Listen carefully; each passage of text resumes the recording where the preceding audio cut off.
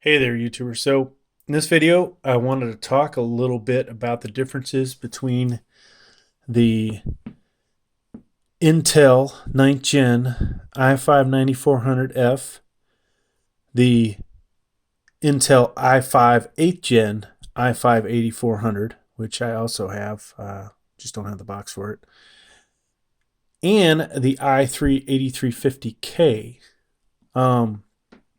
So in this video, we're not going to talk too much about gaming as far as frames per second goes. There's enough videos out there comparing the three that you can kind of get an example. I will say, if you're not going to overclock, that this one, from what I saw, is the overall champ. And depending on how much you overclock this, it can get in there with it. I was hoping at some point I'd be able to add the I3-9350kf to this discussion. But here we are, Q1 2019 is almost over, and Intel, from what I see, still has not released that one. So, all right, so let's talk about some things. As far as cost goes, CPU wise, these are all pretty much in the same ballpark. Right now, you can get this guy, and look for the links down below for this stuff. At some point, I'll add them, but $169.99 at Amazon. I think Newegg also has that price.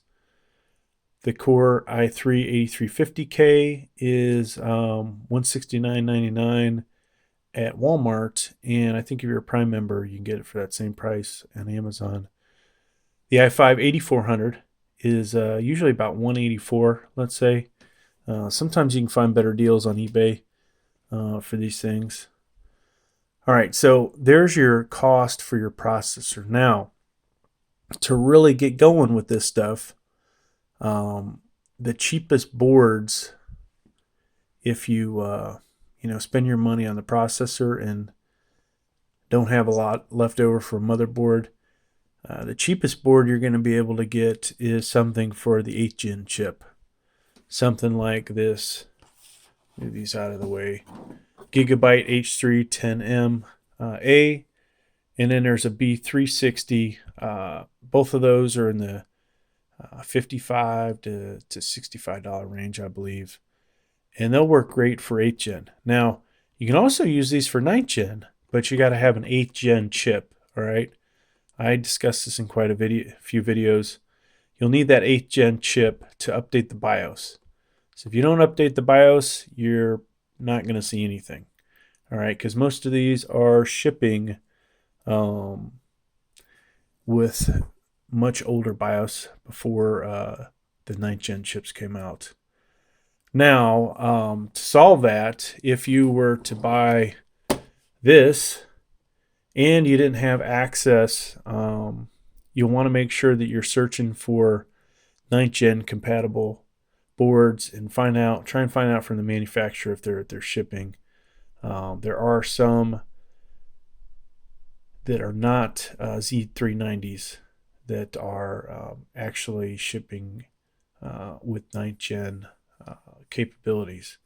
But for the most part, you can consider most of the H310s, the Z370s, and the B360s, that most of those have 8th Gen BIOS. So factor that into your decision. Now, something else to look for. Let's say you really wanted this i3-8350k. By itself, it is better than the i3-8100. And there's plenty of statistics that show that. But without overclocking it, it's honestly, from what I've seen, not that impressive. Sure, there's some people that argue with that, but compared to some of the other chips we have here, which we do have some 7th Gen, or excuse me, some i7s, these don't compare to that at all. But that said, so to get this going, you're going to want to spend some money on a Z370 or a Z390 motherboard. And that is because these are recommended more for overclocking. Now, supposedly, the other motherboards with the right cooling, you can overclock. I messed around with it with the other type motherboards. I've always kind of listened to what industry says and, try and buy what they say is going to work. So, along those lines, what else do you want to get something like this to work? Well, if you're going to overclock, you don't want to buy some cheap thermal take or use a Microsoft, the Intel CPU fan. You notice this one did not come with it. If you look at this from the side, this did not have a fan. This one did, right? And they obviously don't want you to overclock something like this and burn it up by using a cheap fan like that. So you're going to have to invest some money in something. Let me zoom out here. Something like this, the Noctua NH-U14S, which is a really awesome CPU cooler for the money. There are some ones cheaper by these guys, and obviously there's a lot of other competitors out there, but been pretty happy with this guy. I'm actually using this one with an 8700K. So factor that into your cost. So right now, if you were to just get an i5-8400, let's say, you could get a motherboard for $5,500, add the 185 to that, or you could buy something like this, where not only is your motherboard, if I remember correctly, this cost me $100 some,